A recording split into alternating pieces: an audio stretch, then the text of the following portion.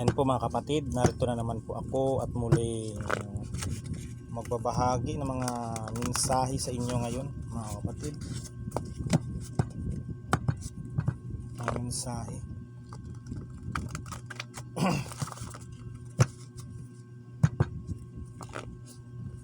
Ayan, ating ibabahagi ngayon.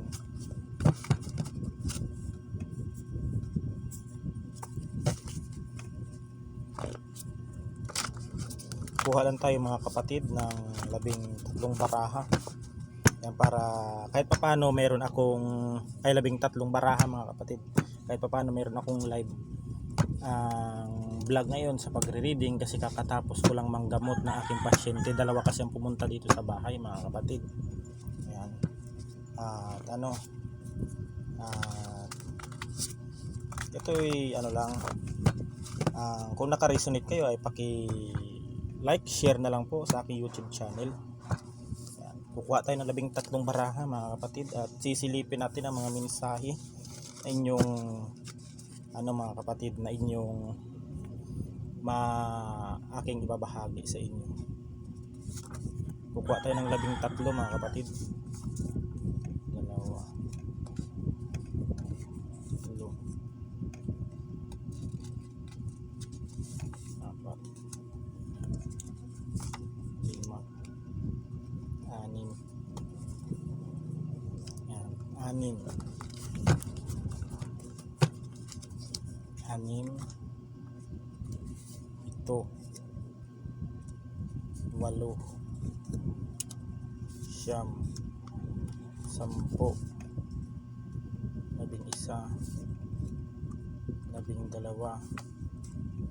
13.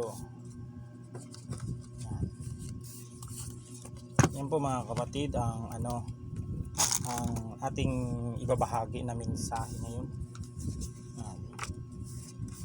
At bubunot tayo dito mga kapatid. Isa-isahin nating ibabahagi sa inyo ang itong mensahe na ito. Yan. Itong spiritual na sakit. Yan. May taong gusto sa iyo na magkaroon ng spiritual na sakit mga kapatid. Itong mensahe ngayon ang nasa baraha. May tao talaga na gusto ka magkaroon ng sakit. Parang nananalangin na ikaw ay magkakasakit dito mga kapatid. Itong mensahe. Kaya magkaroon ka ng spiritual daw na sakit. Yan. Usog natin mga kapatid. At magcha-charge tayo. Yan. Charge tayo mga kapatid. Para hindi malubat ating cellphone ay 20% na lang ito.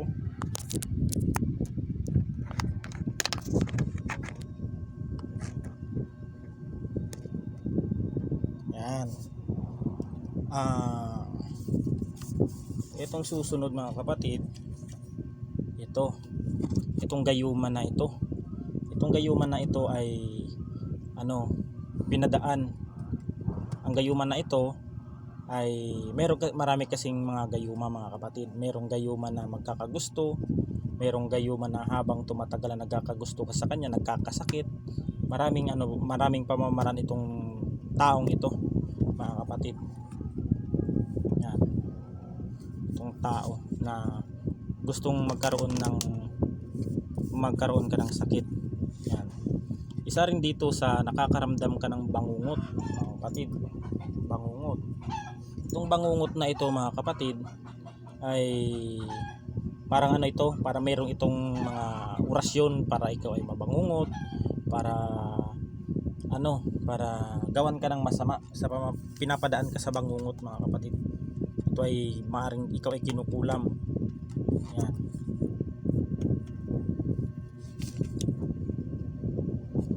Dahil mga kapatid, hindi buto sa inyo ang inyong pamilya. Yan. Hindi buto sa iyo ang pamilya niya. Yan, isa dito, merong pamilya dito na hindi buto sa inyo, o sa isa sa inyong pamilya hindi buto. Kaya dinaan ka sa gusto nila na magkaroon ka ng spiritual na sakit mga kapatid. Spiritual na sakit. Itong hindi buto sa pamilya na ito. Ito. Kaya naisipan ng tao na ito na gayumahin ka. Yan. Gayumahin. Itong partner mo na hindi buto sa kanya yung kanilang pamilya. Yan.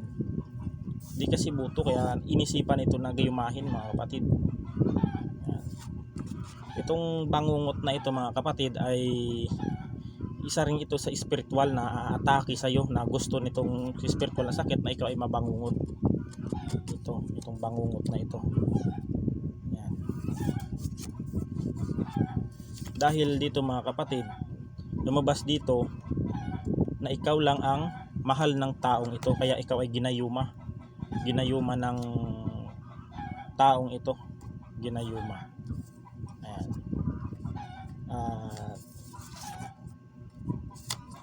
Dapat mo na ito mga kapatid, ilapit mo na ito sa spiritual healer o sa mga manggagamot para mabaklas na ang gayuman na ito at mga spiritual na sakit na nasa iyo mga kapatid, na nararamdaman mo.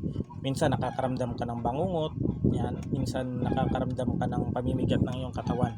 Lumapit na po kayo sa kilalang healer at manggagamot mga kapatid upang magamot at makalas ang inyong mga spiritual na sakit mga kapatid. Yan. Dahil ikaw ang mahal niya, dahil hindi buto ang pamilya niya, ikaw ang mahal nitong tao nito. Hindi buto ang pamilya niya sa iyo, kaya ginayuma ka. Yan. Dapat ka nang lumapit sa spiritual healer mga kapatid. Dapat ka nang lumapit. Isa sa mga nabibiktima dito ay mga single mom. Single mom ang mga nabibiktima dito ng gayuma na ito mga kapatid. Marami kasing uri ng gayuma mga kapatid. Merong gayuma na mayroong intensyon, merong personal interest, merong lahat ng gusto ibibigay, merong gayuma na mga kapatid na siya lang ang sinusunod. Merong ganyang gayuma mga kapatid na dapat pabaklasin nyo yan sa mga manggagamot na marunong talaga, hindi yung mga yung mga taong nagkukuno-kuno na na manggagamot tapos naniningil ng mahal, ay hindi yung panggagamot mga kapatid. Ang totoong manggagamot hindi naniningil.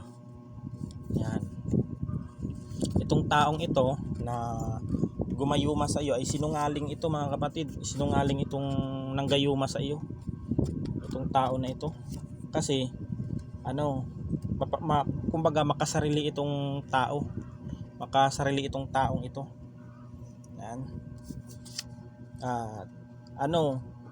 Pag lumapit kayo sa spiritual healer mga kapatid at ginamot kayo, maaring magkakasakit itong nagbigay ng gayuma sa inyo mga kapatid. Nang gayuma sa iyo ay maaring magkasakit.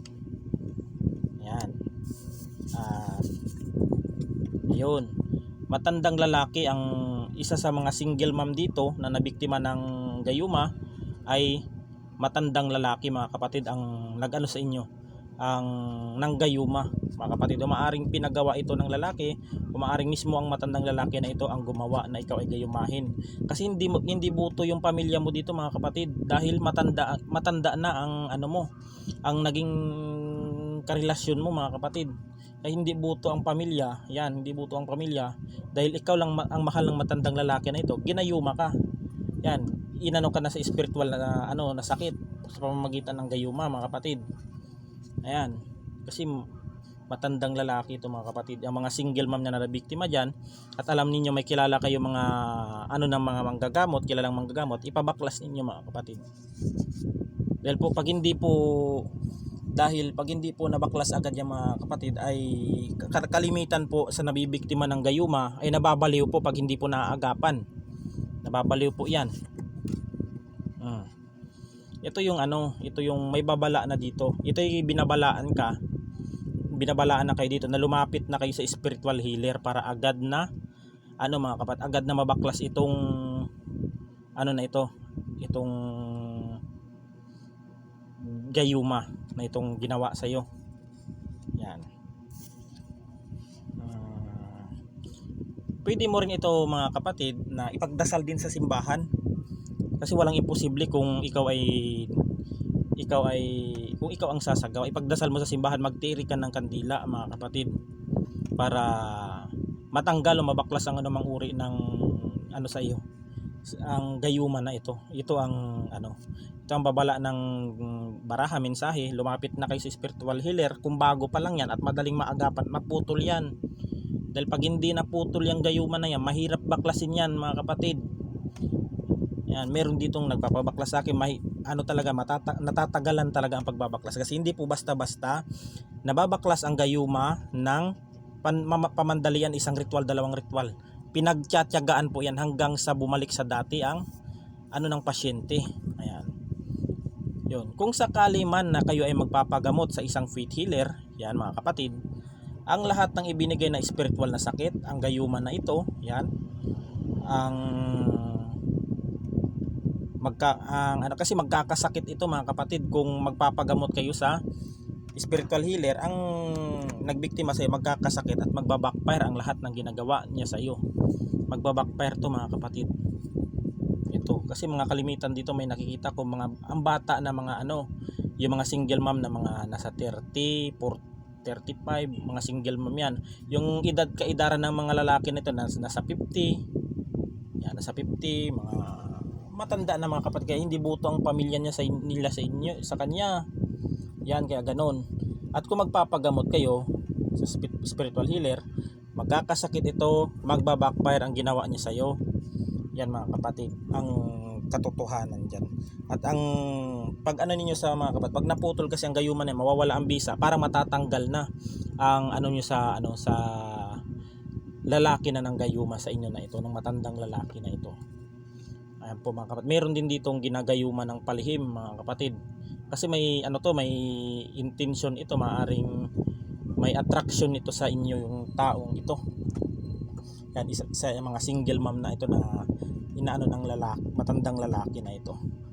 Ayan po ang mga mensahe ngayon, at naway magustuhan po ninyo mga kapatid ang ang mensahe na ito. At yan po ay hindi ko sinabing pinili mga kapatid, yan po ay binunot natin at isinalaysay po natin sa mga sa mga